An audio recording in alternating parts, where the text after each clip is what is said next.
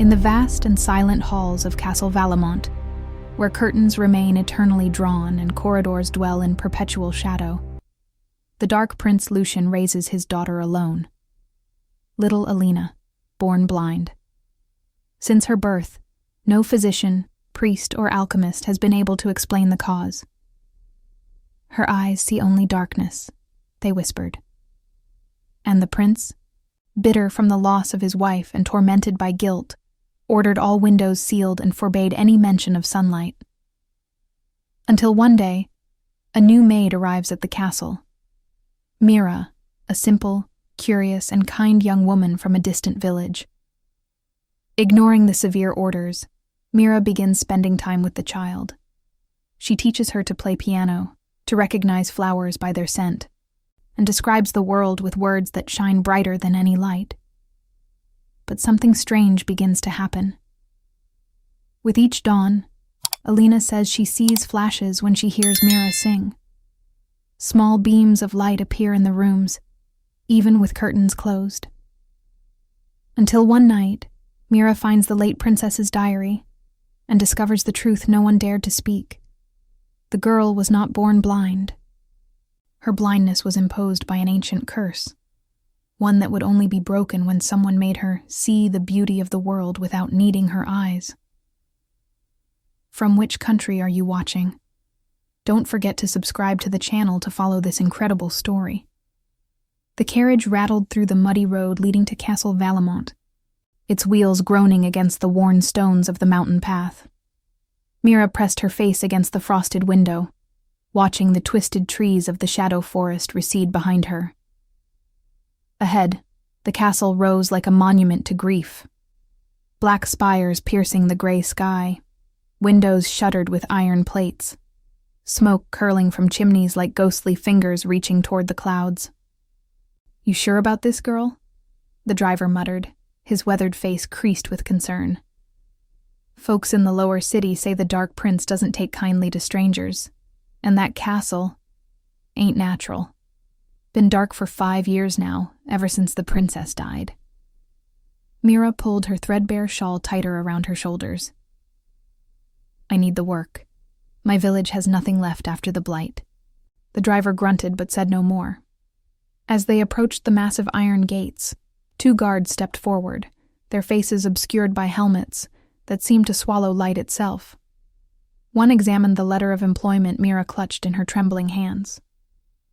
"New Maid," he announced to his companion, his voice hollow. "12th one this year." "Won't last a week," the other replied with a dark chuckle. The gates groaned open, revealing a courtyard choked with dead vines and cracked fountains that had long ceased flowing. Mira stepped down from the carriage, her worn boots crunching on gravel that hadn't been swept in years. The castle doors opened before she could knock, and a severe woman in black appeared. "I am Mrs. Caldwell, head of household," the woman said sharply. "You will speak only when spoken to. Perform your duties without question, and never, under any circumstances, open the curtains or speak of sunlight in the presence of the master or his daughter. Is that understood?" "Yes, ma'am," Mira whispered, though questions burned in her throat. Mrs. Caldwell led her through corridors lit only by flickering candles and oil lamps. Shadows danced on walls covered in faded tapestries depicting battles long forgotten. Every window they passed was sealed with heavy iron shutters, some rusted in place as if they hadn't been touched in years. "The master's daughter, Lady Alina, is 7 years old and blind," Mrs. Caldwell continued as they climbed a spiraling staircase. "You will assist her governess, Miss Thornfield, with daily tasks. The child is delicate. Do not coddle her, but do not frighten her either. The master is very protective." They stopped before a heavy oak door. Mrs. Caldwell knocked twice and entered without waiting for a response. The room beyond was larger than Mira's entire cottage back home, but just as dark. Candles burned on every surface, casting long shadows that seemed to move with their own purpose. In the center of the room, seated at a small table, was a little girl with pale blonde hair that fell in soft waves around her shoulders. She wore a dress of deep purple velvet, and her hands rested delicately on a wooden puzzle before her. But it was her eyes that made Mira's breath catch. They were the color of storm clouds, unfocused and distant, staring at nothing and everything at once. "Miss Thornfield, this is Mira, the new assistant," Mrs. Caldwell announced to the stern-looking woman standing beside the child. "Another one," Miss Thornfield sighed, barely glancing at Mira. "Try to last longer than the previous girl, won't you? Lady Alina doesn't need more disruption in her routine." Mira curtsied, though she doubted the blind child could see it. "I'll do my best, ma'am." "Alina, say hello to Mira," Miss Thornfield commanded. The little girl's head tilted slightly, as if listening to something beyond the room. "Hello," she whispered, her voice soft as falling snow. "Do you smell like flowers?" The last maid smelled like soap and fear. A shocked silence filled the room.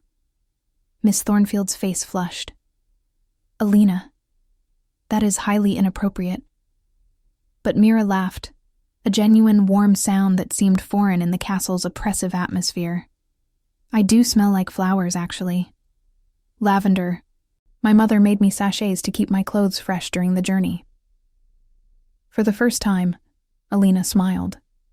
It was a small, hesitant thing, but it transformed her pale face. "I like lavender. It reminds me of something. I can't remember what." Don't forget to subscribe and hit the like button.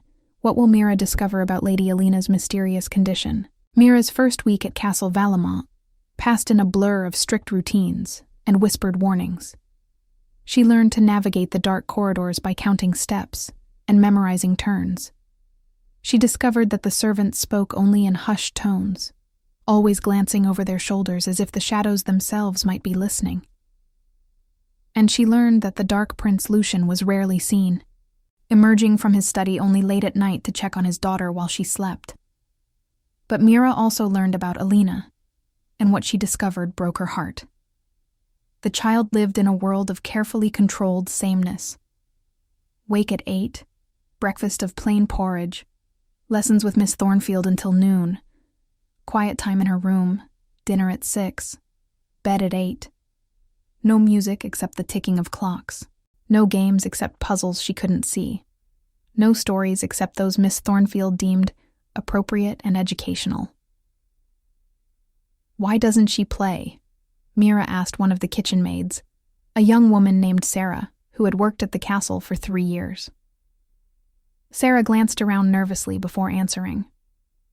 "The master doesn't allow it. After the princess died giving birth to Lady Alina, he convinced himself the child's blindness was punishment for his sins. He keeps her isolated, thinking he's protecting her, but..." She shook her head. "Some say he's afraid of her, afraid of what she represents." "That's terrible," Mira breathed. "Terrible or not, it's how things are. Don't go trying to change them, Mira. The last maid who did was dismissed within a day." But Mira couldn't help herself. When Miss Thornfield left Alina alone for her afternoon quiet time, Mira would slip into the room and simply sit with her. At first, she just talked. About her village, about the flowers that grew wild in the meadows, about the way rain sounded different on different surfaces. Alina listened with an intensity that seemed to consume every word. "Tell me about colors again," she would whisper. "I don't understand them, but I like how you describe them." "Blue is like the feeling of cool water on a hot day," Mira would say. "Green is like the smell of grass after rain. Red is like warmth spreading through your chest when someone you love holds your hand." One afternoon, Mira brought her mother's old wooden flute from her room. "May I play something for you?" Alina's face lit up. "Music? Real music? Yes, please." Mira put the flute to her lips and played a simple folk melody her father had taught her. The notes floated through the dark room like birds taking flight, and as she played, she noticed something extraordinary. Alina's eyes, usually distant and unfocused, seemed to track the sound. Small creases appeared at the corners, as if she was straining to see something just beyond reach. And in the corner of the room, where shadows gathered thickest, Mira could have sworn she saw a flicker of golden light, gone as quickly as it appeared. When the song ended, tears streamed down Alina's cheeks. "I saw something," she whispered, "when you played. I saw something warm and bright, just for a moment." "What was it?" Mira's hands trembled. "I don't know, sweetheart, but we'll find out together." That night, Mira couldn't sleep. She kept thinking about that flash of light, about the way Alina had responded to the music. The castle's library was forbidden to servants, but Mira had never been good at following rules she deemed unjust. She waited until the midnight bells tolled, then slipped through the corridors with a single candle. The library was on the 3rd floor, in a wing that Mrs. Caldwell had specifically told her to avoid. The door was unlocked. Perhaps no one expected a servant to dare enter. Inside, thousands of books lined the walls from floor to ceiling. Dust covered everything, suggesting no one had visited in years. Mira began searching, though she wasn't sure what she was looking for. Medical texts, histories of Noctureth, treatises on blindness. None of them mentioned anything like Alina's condition. Then, tucked between 2 volumes on ancient nobility, she found it. A leather-bound journal with no title, its pages yellowed with age. Mira opened it carefully, and her breath caught when she saw the inscription on the first page. "The private diary of Princess Ilara Valamont. May these words never see the light of day, for they contain truths too terrible to speak." With shaking hands, Mira turned to the next page and began to read. "Subscribe and like to discover what secrets Princess Ilara's diary holds. The truth about Alina's blindness is closer than ever." Mira read through the night, her candle burning low as dawn approached. Princess Ilara's diary was a chronicle of love, hope, and growing horror. The entries began joyfully, describing her marriage to Prince Lucien, the beauty of Castle Valamont before the shadows claimed it, and her excitement about her pregnancy. But then, 3 months before Alina's birth, the tone changed. "I visited the Oracle of the Shadow Forest today, against Lucien's wishes. I had to know why my dreams have been haunted by darkness, why I feel something watching me whenever I walk the castle halls. The Oracle's words chilled my blood. The child you carry will bridge 2 worlds, the light and the shadow. But a curse has been placed upon your bloodline by those who fear what she might become. She will be born seeing nothing but darkness, until someone teaches her to see with more than her eyes. Only when she truly understands beauty without sight will the curse break." Mira's hands trembled as she read on. Princess Ilara had spent months researching the curse, trying to find its origin. She discovered that Lucien's ancestor, the first Dark Prince of Noctureth, had made a pact with ancient shadow beings to protect the kingdom from invasion. The pact granted the Valamont family power over darkness itself, but came with a terrible price. Every generation would face a test. If they failed, the shadows would claim them completely. Alina was that test. "I understand now," Ilara wrote in her final entry, dated the day before she died. "The curse wasn't placed by enemies, but by the shadows themselves. They want to see if our family is worthy of the power we've wielded. If Alina never learns to see beyond darkness, the shadows will consume her completely on her 8th birthday, and through her, they will swallow all of Noctureth. But if someone can teach her to perceive beauty, love, and a light through other senses, if someone can show her that seeing isn't just about eyes, the curse will break, and she will have power over both light and shadow. She will be free." The entry ended abruptly. According to the servants' gossip, Princess Ilara had died giving birth the very next day, her last words a whispered plea to keep Alina in the light. But Lucien, consumed by grief and guilt, had done the opposite. He'd sealed the castle in darkness, believing he was protecting his daughter, not realizing he was ensuring the curse's success. Mira closed the diary as the first gray light of dawn seeped through cracks in the library shutters. Alina would turn 8 in less than 3 months. Time was running out. She needed to tell the Dark Prince everything, but as she stood, the library door creaked open, and a figure stepped from the shadows.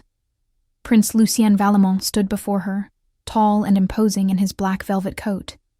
His face was angular and pale, with sharp cheekbones and dark circles under eyes that burned with barely contained emotion. Silver streaked his black hair, though he couldn't have been older than 35. He looked like a man who hadn't slept peacefully in years. "What are you doing in my library?" His voice was dangerously soft. Mira's instinct was to drop into a terrified curtsy and beg forgiveness.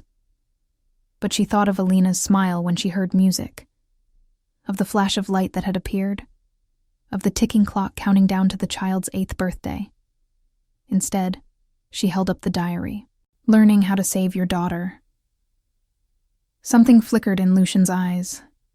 Surprise, perhaps, or hope long dead stirring back to life. "You read Alara's journal." "Every word, Your Highness." Mira stepped forward, emboldened by desperation. "You think you're protecting Alina by keeping her in darkness, but you're not. You're ensuring she'll be consumed by it. Your wife discovered the truth about the curse, and she died trying to give Alina a chance. But you've been doing exactly what the shadows want, isolating her, keeping her from experiencing anything that might teach her to see beyond her blindness." Lucien's jaw clenched. "You know nothing of what I've suffered." "I know you've lost your wife," Mira interrupted, her voice gentling. "I know you blame yourself. But Alina is still here, and she still has time. The curse can be broken, but only if you let me help her." "How?" The word was barely more than a whisper. "Every physician, every priest, every magic worker in Nocturith has tried. Nothing has worked. Because they were trying to cure blindness. But Alina doesn't need to be cured. She needs to be taught. The curse breaks when she learns to see beauty without eyes. I've already started. When I play music for her, she sees light. She's beginning to perceive the world differently." Lucien stared at her for a long moment. "You're just a maid, a girl from some forgotten village. What makes you think you can succeed where everyone else has failed?" Mira met his gaze steadily. "Because I'm not trying to fix what's broken, Your Highness. I'm trying to show Alina that she was never broken to begin with. And with respect, that's something you should have been doing all along." The silence that followed was deafening. Then, to Mira's shock, the Dark Prince's shoulders sagged, and he sank into a nearby chair, burying his face in his hands. "I've been a fool," he whispered. "I've been so afraid of losing her the way I lost Alara that I've been pushing her toward the very fate I feared. Tell me what you need. I'll give you anything." Mira took a breath. "I need you to trust me, and I need you to let the light back into this castle. Like and subscribe to see what happens next. Will Mira succeed in breaking the curse before time runs out?" The transformation began at dawn the next day. Prince Lucien himself gave the order that shocked every servant in Castle Valamont. "Open the windows. All of them." Mrs. Caldwell stood in the great hall, her face pale with disbelief. "Your Highness, surely you don't mean—" "Every window, every shutter, every curtain," Lucien repeated, his voice carrying the authority that had been absent for years. "This castle has been a tomb for too long. It ends today." The servants exchanged nervous glances but obeyed. Throughout the morning, the sounds of creaking hinges and sliding bolts echoed through the corridors as iron shutters were pried open for the first time in 5 years. Dust motes danced in sudden beams of sunlight that pierced the darkness like golden spears. Curtains were pulled back, revealing windows so covered in grime that the light filtered through in murky streams. Mira stood in Alina's room, her heart pounding as she prepared to open the child's windows. Miss Thornfield had been dismissed that morning, a decision that had caused quite a stir, and now it was just Mira and Alina. "Something's different today," Alina said from her bed, tilting her head as she listened to the unusual activity throughout the castle. "Everyone sounds afraid, but also excited. What's happening?" Mira sat beside her, taking the child's small hand. "Your father has decided to let light back into the castle. I'm going to open your windows now. The sunlight might feel strange at first, but I promise it won't hurt you." Alina's sightless eyes widened. "Father allowed this? But he always said the light was dangerous, that it would make things worse." "Your father was wrong," Mira said gently, "and he knows that now. Are you ready?" The little girl nodded, squeezing Mira's hand tightly. Mira walked to the first window and pulled the heavy curtains aside. The iron shutter was rusted but gave way with effort. Sunlight poured into the room, warm and bright and alive. Alina gasped, her free hand flying to her face, but she wasn't crying out in pain. She was trembling with wonder. "I feel it," she whispered. "It's warm, and it's like being hugged by something gentle and strong at the same time. Is this what light feels like?" "Yes, sweetheart." Mira opened the second window, then the third. The room transformed from a shadowy prison into a bright, beautiful space. The purple of Alina's dress became vibrant. The gold embroidery on her pillows gleamed, and her pale hair shimmered like spun silver. "Come to the window," Mira encouraged. "Let me show you something." She guided Alina to the window seat and positioned her so the sunlight fell across her face. "Close your eyes. Well, let them rest naturally. Now, just feel. The warmth on your skin is the sun.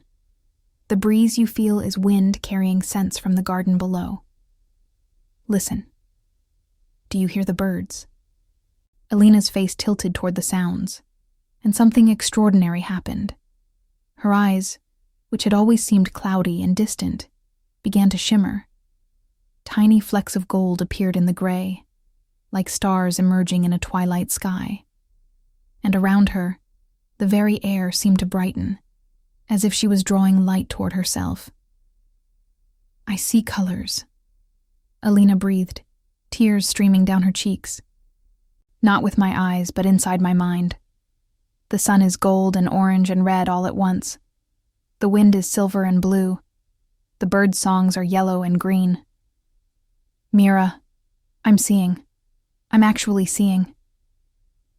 Footsteps approached rapidly, and Prince Lucien burst into the room, clearly having heard his daughter's excited voice. He stopped in the doorway, stunned by the sight before him. His daughter bathed in sunlight, glowing with an inner radiance he'd never seen before, tears of joy on her face. "Alina?" His voice cracked. "Father." Alina turned toward his voice, and though her eyes still didn't focus on him directly, there was an awareness there that hadn't existed before. "Father, I can see the sunlight. Not like before, but I can see it. It's beautiful." Lucien crossed the room in 3 strides and fell to his knees beside his daughter, pulling her into his arms. He was crying, deep, wrenching sobs that seemed to release years of grief and guilt. "I'm sorry," he kept whispering. "I'm so sorry. I should have done this years ago. I should have trusted your mother's final words." Mira quietly stepped back, giving them privacy. But as she reached the door, Lucien's voice stopped her. "Wait." He looked up, his face wet with tears, but transformed by something like hope. "Thank you. I don't know how you knew what to do, but thank you for giving me my daughter back." "The curse isn't broken yet, Your Highness," Mira reminded him gently. "This is just the beginning. Alina needs to learn to see beauty in all things, not just light. We have 2.5 months until her 8th birthday. We need to use every day." Lucien nodded, standing with Alina still in his arms. "Then we'll use them. Whatever you need, whatever she needs, it's yours. I won't hide in my study anymore. I won't let darkness rule this castle or my family." Over the following weeks, Castle Valamont underwent a transformation that left the servants dizzy with the speed of change. The lower city began to whisper about it. How the Dark Prince's castle was no longer dark. How lights could be seen in windows that had been sealed for years. How music sometimes drifted down from the upper floors. Mira designed each day to teach Alina a new way of perceiving beauty. They explored the castle gardens, where Alina learned to identify roses, jasmine, and lavender by touch and scent.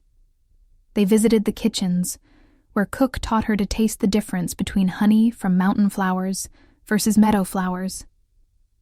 They sat in the music room while Mira played not just her flute, but piano, violin, and even taught Alina to make music herself. And with each new experience, Alina's strange inner sight grew stronger. She began to see people as colors and temperatures and feelings. Her father was deep blue and silver, she said, cold on the outside but warm underneath. Mira was golden and green, like sunlight through leaves. The castle itself was gray and brown, but with threads of purple and red running through it like veins. But the most remarkable changes happened at dawn. As the sun rose each morning, golden light would gather around Alina like a living thing, responding to her emotions and growing brighter as her joy increased. Prince Lucien consulted every book in his library about the phenomenon. "The Shadow Pact gave our family power over darkness," he explained to Mira one evening in his study. "But the curse was meant to test whether we could balance that darkness with light. Alina isn't just learning to see. She's learning to wield both powers. If we succeed, she'll be more powerful than any Valamont before her." "And if we fail?" Mira asked, though she dreaded the answer. Lucien's face darkened. "The shadows will claim her completely on her 8th birthday. She'll become one of them, neither dead nor alive, trapped in eternal darkness and bound to serve the shadow entities that made the original pact. The curse will spread from her, to consume all of Noctureth." "Then we won't fail," Mira said firmly. "We can't. Subscribe and like to follow Alina's journey. Can Mira teach her enough before time runs out?" As Alina's 8th birthday approached, the atmosphere in Castle Valamont grew tense. The changes in the child were now impossible to ignore. She moved through the castle with increasing confidence, navigating by senses that went beyond the physical. But more concerning were the shadows that had begun to gather. At first, it was subtle. Servants reported seeing dark figures in corridors that vanished when approached. The shadow forest surrounding the castle grew thicker, its trees pressing closer to the walls as if drawn by some magnetic force. And at night, when Alina slept, the darkness in her room would writhe and pulse like a living thing, testing the boundaries of the light that now protected her. "They're getting stronger," Prince Lucien said one night, standing guard in Alina's room while Mira sat beside the sleeping child. "The shadow entities sensed that the curse might be broken. They're going to fight back." "Let them," Mira replied, though her voice trembled slightly. "Alina is stronger than they realize." But the real test came 2 weeks before Alina's birthday. Mira woke in the middle of the night to screams echoing through the castle. She ran to Alina's room and found the door frozen shut, ice crystals spreading across its surface despite the warm summer night. Through the wood, she could hear Alina crying. "Stand back." Prince Lucien appeared behind her, his hands already wreathed in shadows, the first time Mira had seen him use his inherited power. He pressed his palms against the ice, and darkness flowed from his fingers, melting the frost in seconds. The door burst open. Inside, the room had transformed into a nightmare. Shadows covered every surface, thick and tangible as oil. They wrapped around Alina like chains, pulling her toward the darkest corner where a figure made entirely of darkness waited, tall and terrible, with eyes like dying stars. "You cannot have her," Lucien growled, stepping forward. His power lashed out, shadows fighting shadows, but the entity was stronger. "She is ours by ancient right," the shadow entity hissed, its voice like wind through a graveyard. "The child of prophecy, the bridge between worlds. At dawn on her 8th birthday, she will join us unless—" It paused, focusing on Mira with unnatural interest. "Unless the girl proves she understands true beauty. We offer a test." "What test?" Mira demanded, moving to stand between the entity and Alina. The shadow entity smiled, a terrible expression. 3 questions. The child must answer them truly from her heart, showing she understands beauty beyond sight. If she fails even one, she is ours tonight. If she succeeds, we will wait until her birthday to claim her, giving you 2 more weeks to complete her education. Do you accept? Don't do it, Lucien warned. These creatures are tricksters. There's no winning. I accept, Alina's voice rang out, clear and strong despite her tears, the shadows holding her loosened slightly. Ask your questions. I'm not afraid. The entity's smile widened. Very well. First question. What is the most beautiful sound you have ever heard? Alina didn't hesitate. My father's laughter. I heard it for the first time last week when Mira made a joke at dinner. He hasn't laughed in years, and when he did, it sounded like ice breaking in spring, like something frozen finally melting. That's the most beautiful sound. The shadows around her loosened further. Lucien's breath caught, his eyes glistening. Second question, the entity continued, its voice slightly less certain. What is the most beautiful thing you have ever touched? Alina was quiet for a moment, thinking. Mira's hands. They're rough from work and scarred from her life before the castle. But they're the hands that opened my windows, that taught me to play piano, that held mine when I was scared. The scars are beautiful because they show she survived. The roughness is beautiful because it means she works hard. Beauty isn't about something being perfect. It's about what something means. More shadows fell away. The entity's form flickered, becoming less solid. Final question, it said, and now there was anger in its voice. What is the most beautiful thing you have ever seen? This question seemed impossible. Alina was blind. What could she say? Mira held her breath, but Alina smiled, and as she spoke, golden light began to emanate from her skin. Myself, not my appearance. I don't know what I look like. But Mira taught me that beauty is inside us. She taught me that I'm not broken or cursed or wrong. I'm different, yes. My eyes don't work like other people's. But I can see things they can't. Emotions, kindness, love. I can see the light that lives in people's hearts. And when I learned to see that in others, I finally saw it in myself too. That's the most beautiful thing I've ever seen. The light inside my own heart. The golden light exploded outward, and the shadow entity shrieked, its form dissolving like smoke in wind. The shadows fled the room, retreating to the corners and finally vanishing entirely. Alina collapsed onto her bed, exhausted but triumphant. Lucien rushed to her side, gathering her close. You were magnificent, he whispered. Mira sank into a chair, her whole body shaking with relief. 2 more weeks, she said. We have 2 more weeks to finish this. But as the adrenaline faded, a new worry took its place. The entity had been testing Alina's understanding of beauty, but Mira realized something crucial.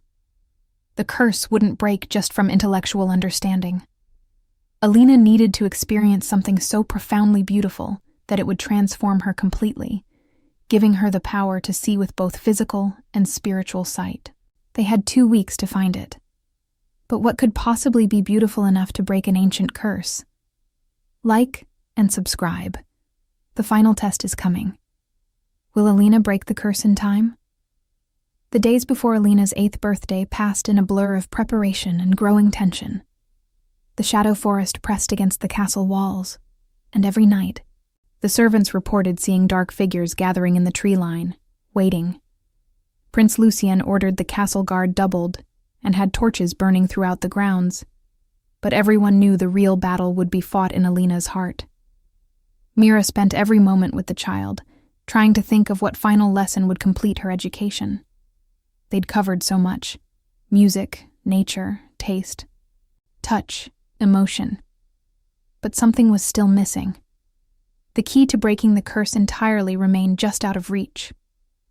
On the evening before Alina's birthday, Mira sat alone in the library, surrounded by Princess Alara's journals and ancient texts about the Shadow Pact. She was exhausted, her eyes burning from reading by candlelight, when a passage caught her attention.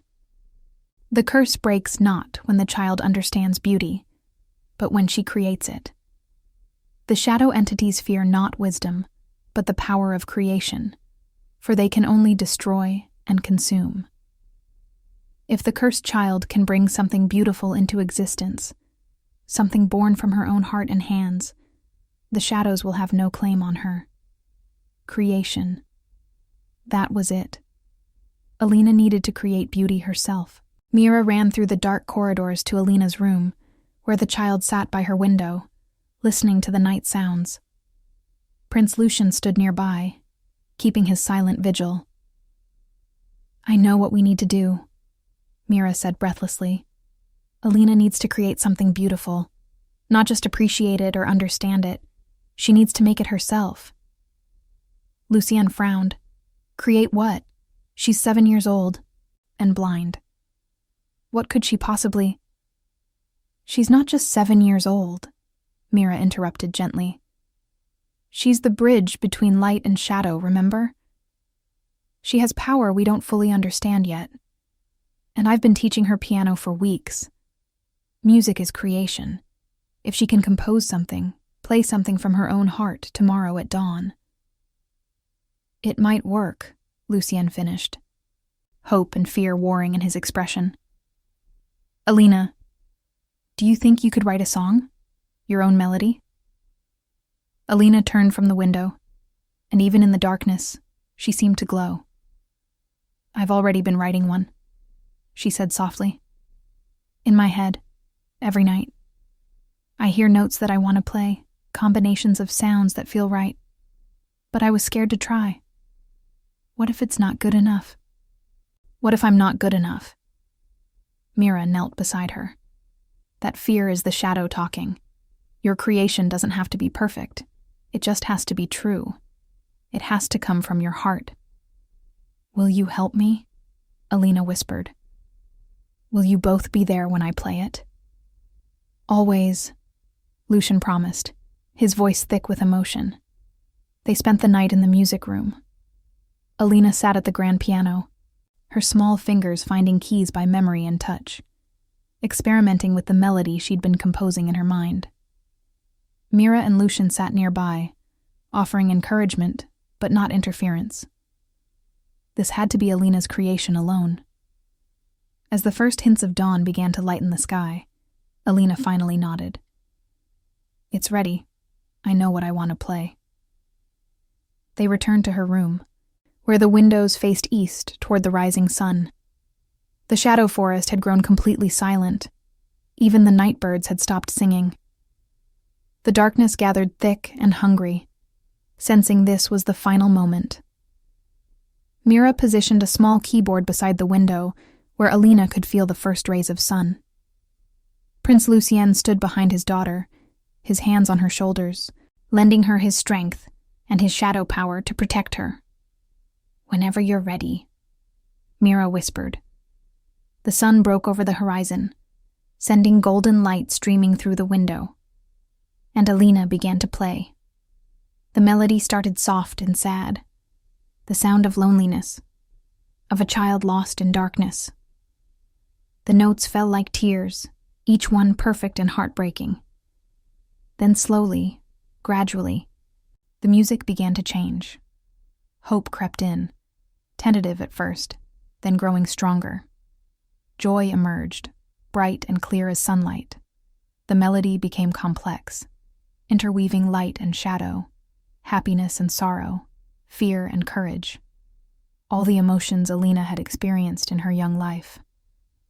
And as she played, something miraculous happened. Light began to pour from her fingers, golden and warm, wrapping around the notes themselves and making them visible in the air like ribbons of pure music.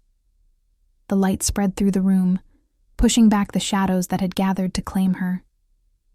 The shadow entities materialized, drawn by the power of the moment. Dozens of them, tall and terrible and ancient. But they couldn't approach. The beauty of Alina's creation formed a barrier they couldn't cross. "No!" the largest entity roared. "She is ours by right of the curse!" But Alina didn't stop playing.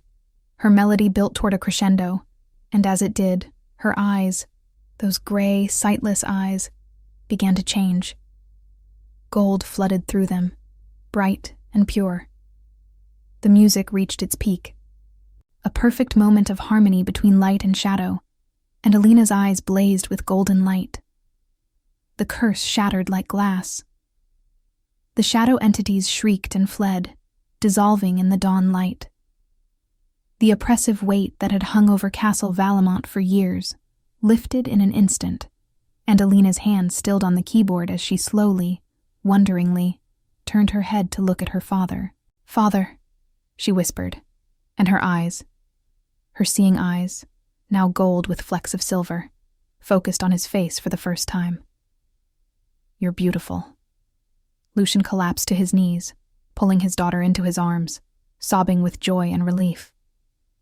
"You can see. You can truly see." "I could always see," Alina said, touching his face with wonder.